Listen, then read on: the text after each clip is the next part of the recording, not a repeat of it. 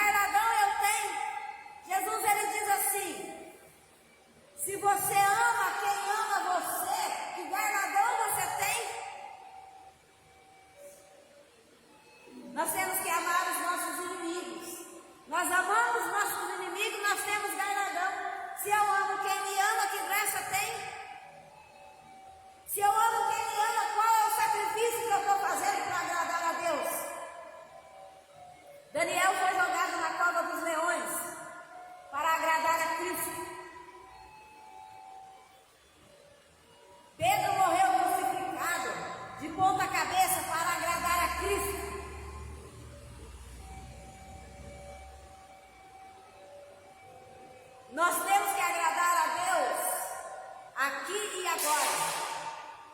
Que graça tem eu esperar minha família morrer para eu vir à igreja agradar a Cristo? Eu não estou fazendo nenhum sacrifício, eu não estou fazendo nenhuma força, eu não estou sofrendo em prol do Evangelho, eu não estou dando a minha cara a tapa em prol do Evangelho, em prol do amor a Jesus Cristo. É fácil, né? É bem fácil servir a Deus sem fazer sacrifício, servir a Deus sem amar a obra do Senhor. É fácil. Mas quando nós servimos a Deus dando nossa cara a tapa, é maior alegria. O Senhor, Ele diz assim: alegrai-vos por passar-vos por grandes aflições. Seus irmãos do mundo inteiro estão passando por esses problemas, mas é bem-aventurado você que sofre por amor a Jesus Cristo, que o seu galardão no céu é grande. A palavra de Deus, o reino de Deus, a crença em Jesus Cristo aqui na terra é uma grande riqueza. O Senhor Jesus, Ele não esperou você se arrepender dos seus pecados para Ele te amar. Ele te amou primeiro. O Senhor Jesus morreu na cruz pelos seus pecados. Antes que você se arrependesse dos seus pecados, Ele morreu primeiro. Deus enviou o seu Filho à terra para nos dar a salvação antes que nós nos arrependêssemos do nosso pecado. Você está entendendo? Então Ele fez primeiro, para depois nós aceitarmos Ele depois e amarmos Ele depois. Entende? Então, quando você faz um voto a Deus, eu aconselho aqui, é bíblico, estou falando dentro da Bíblia, não faça voto, não faça voto. Você pode fazer um voto desde que você cumpra esse voto, mas não faça voto que você não vai cumprir, tá? Porque Deus, Ele prefere que você entre dentro da igreja para ouvir a palavra, engrandecer o nome dEle, do que você entrar dentro da igreja e fazer um monte de voto para Deus e não cumprir nenhum. Então Ele prefere que você não faça voto. Então Deus, Jesus, Ele morreu na cruz primeiro. Então nós não temos que deixar para agradar a Deus depois e servir a Deus depois. Nós temos que dar a cara a tapa e servir a Deus agora, da maneira que Ele fez para nós. Amém. Glória a Deus. Então a salvação para a humanidade é um propósito de Deus. É um propósito que está no coração de Deus, a salvação para a humanidade. O amor de Deus, Ele é suficientemente para abranger todos os homens da face da terra. O amor de Deus é tão grande que Ele consegue abarcar, abranger o mundo inteiro, aonde houver seres humanos, de tão grande que é o amor dele. Quando Ele diz abranger todos os seres humanos, Ele não está falando que tipo de pecado.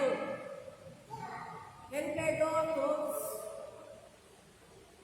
Deus, Ele ama o pecador. Deus não ama o pecado, mas Ele ama o ser humano. Ele ama o pecador. Então Deus deu o seu único filho. Ele ofereceu o seu Filho na cruz por nossos pecados. A única maneira de Deus salvar o mundo era dando o seu Filho para derramar aquele sangue naquela cruz em favor de nossas vidas. Em favor de nossas vidas. Vou dizer para você que a Bíblia, ela tem tudo que nós precisamos. Mas a Bíblia, ela é limitada no sentido que Deus não deixou escrever tudo, e Ele não falou tudo para nós, porque o negócio do mundo espiritual é tão forte, é tão forte, é tão forte, que o ser humano não iria comportar, tanto na parte de Deus, quanto na parte de Satanás. Se só isso daí a gente não comporta, a gente já passa mal, imagina se Deus contasse tudo para nós. Tem coisa que Deus não contou e não vai contar enquanto nós estivermos aqui nessa terra. Então, a Bíblia, ela é suficiente. A Bíblia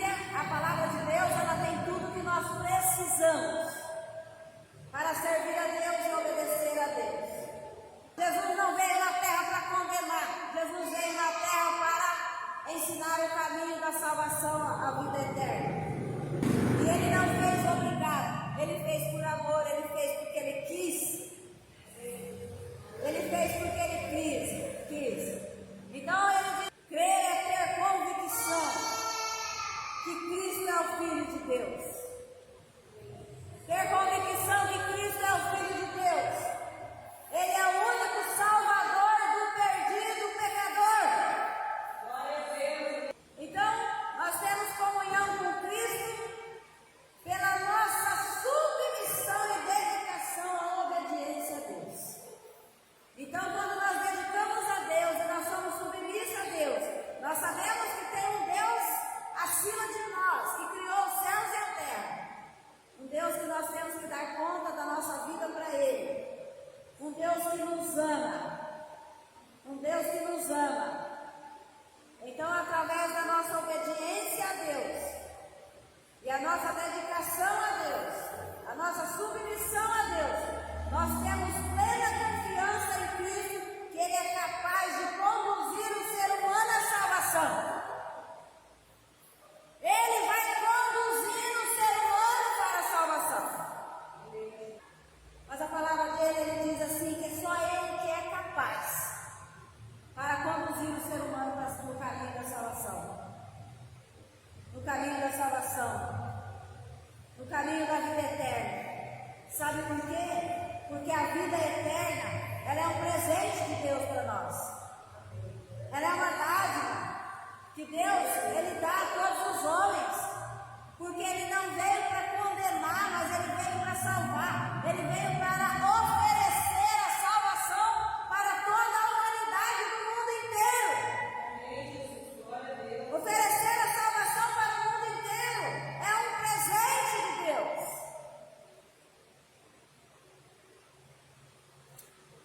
Então a palavra do Senhor diz assim, que quando o ser humano nasce de novo, ele recebe a vida. Mas o que é a vida? A gente acha que a nossa vida é, eu vou levantar de manhã, eu vou trabalhar, ou eu vou para a escola, daí a hora que eu volto eu almoço, daí à tarde eu durmo um pouco, daí à noite eu durmo, aí no outro dia eu vou trabalhar, ou eu vou fazer isso, eu vou fazer aquilo. A gente acha que isso é uma vida, isso é uma vida do ser humano aqui na terra. Mas quando Jesus ele disse assim, quando você nasce de novo, você recebe a vida. A vida é, eu não vou fazer isso porque vai entristecer o coração de Deus. Eu não vou pecar dessa maneira porque vai entristecer o coração de Deus. E eu não quero perder a presença de Deus. Eu não quero ficar sem Deus. Eu não consigo viver sem Deus, viver sem Cristo. Então eu vou obedecer, eu vou evitar pecar, porque eu não quero ficar sem Ele. Eu quero a presença dEle, eu sinto a falta dEle, eu amo Ele, eu quero ficar com Ele.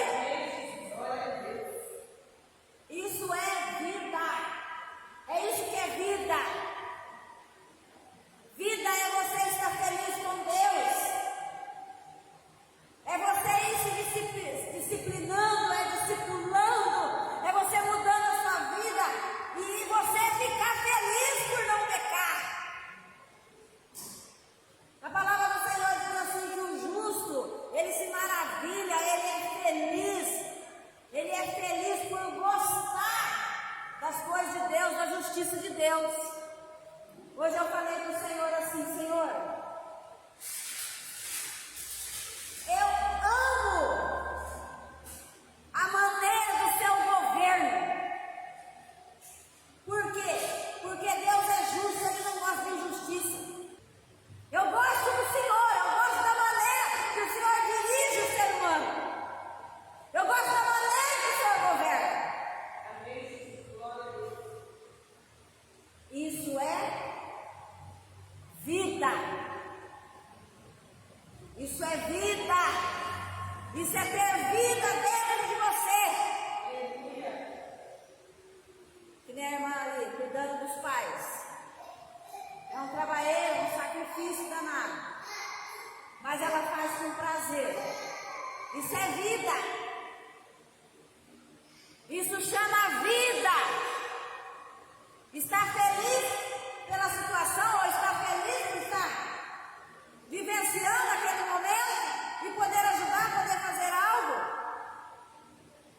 Isso é vida.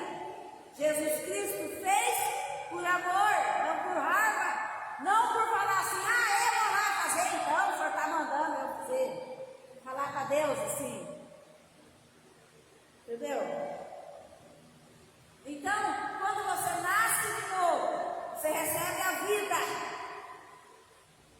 É gostar desse governo, é gostar da justiça, é não gostar das coisas erradas, odiar o pecado, se esforçar para fazer o bem. Isso é vida. É a vida que liberta o homem do poder do pecado. É vida que afasta o homem daquilo que é terreno, para que ele passe a conhecer quem é Deus, o governo de Deus.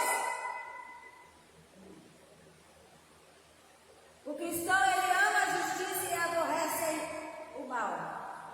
O cristão, ele não tem prazer nos passatempos dessa terra.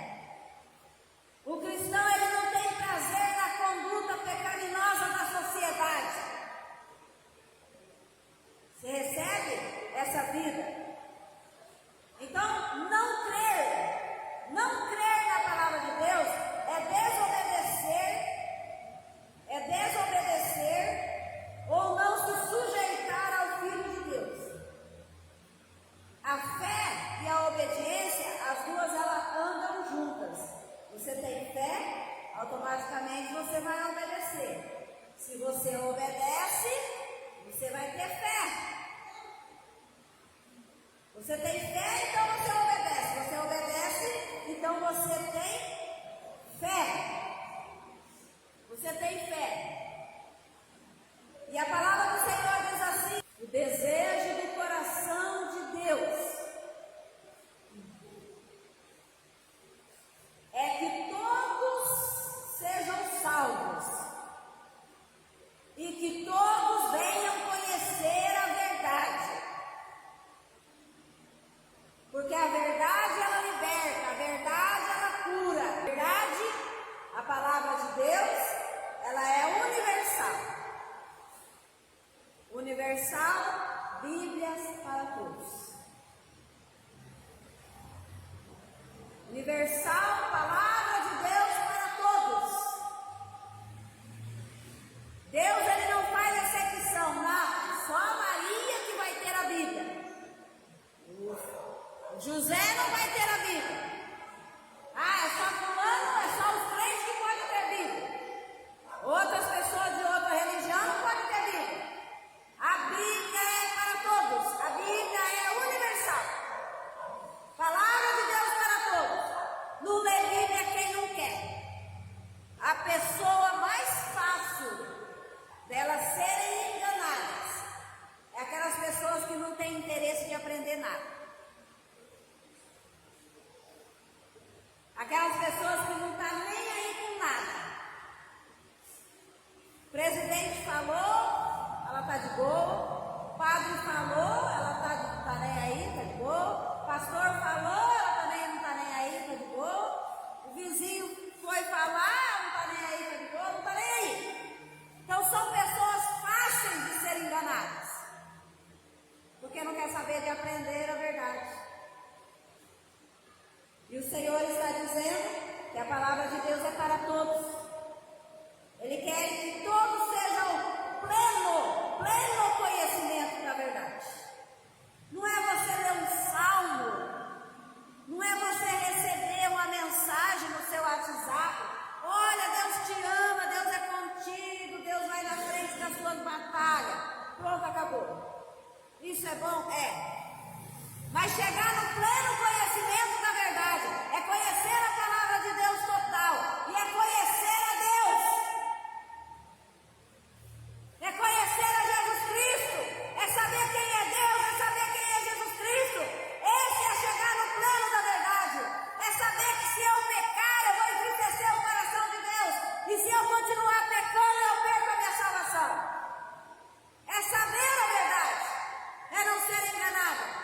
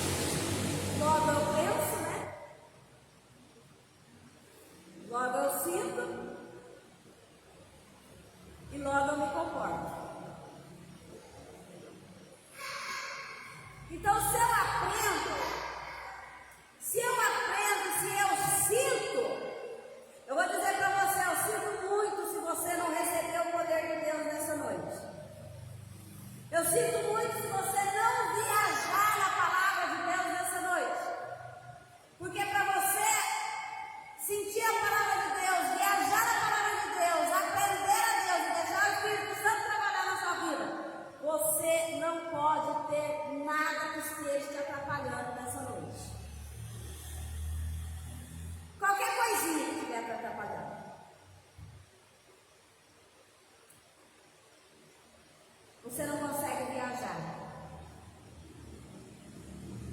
Porque o Espírito Santo trabalha quando você está quietinho, deixando a palavra de Deus entrar no seu coração. E então ela vai fluindo, e ela tem todo um processo, que quando ela entra no seu ouvido, ela vai entrando na sua mente. Ali dentro da sua mente ela vai trabalhando, aí então ela faz aquele processo, ela termina aquele processo, aí entra no coração a palavra de Deus, e você nunca mais esquece dela. Presta atenção nesse versículo. Se Deus deu o seu único filho para morrer por você, será que Deus também não pode te dar todas as coisas que você estiver precisando? Amém. A gente coloca Deus, um Deus tão pequenininho desse tamanho, né? Ah, Deus deu o seu filho, morreu lá na cruz por nós. Amém, tá? Eu creio nisso para ser salvo. Ah, tá. Mas eu olho para a minha vida hoje, estou passando uma luta grande, estou passando um sofrimento. Ah, meu Deus do céu, eu vou morrer. Ai, o que está acontecendo? Ai, Senhor, ai, meu Deus, ai, meu Deus, ai, meu Deus. Se Ele deu o seu próprio filho para morrer por você, Ele não vai dar para você uma coisa tão básica, uma coisa tão pequena, uma coisa que muitas vezes para Deus é um nada aqui na terra. Ele não daria isso para você? Ele não daria o seu sustento? Ele não abriria portas para você? Irmãos, não vamos diminuir o poder de Deus, não. E então Jesus Cristo, ele diz assim: eu sou a videira verdadeira, vós são os ramos. Vós são os ramos. Eu sou a videira verdadeira, e o meu pai é o lavrador. Meu pai é o agricultor, meu pai é o lavrador. Se obedecerdes os meus mandamentos, eu continuarei amando vocês, assim como eu obedeço o mandamento do meu pai, aquele que me enviou. E ele continua me amando. A pessoa que aceita e obedece os meus mandamentos, essa pessoa prova que me ama. E a pessoa que me ama será amado do meu Pai. E eu também o amarei, e eu também mostrarei para essa pessoa quem é o meu Pai. Você sabia disso aí? Você sabia que quando você ama a Jesus Cristo, Jesus Cristo pega você e apresenta para você, para Deus? E então Deus, ele passa a amar você porque Jesus Cristo te amou? E eu mostrarei quem é o meu Pai. O ramo,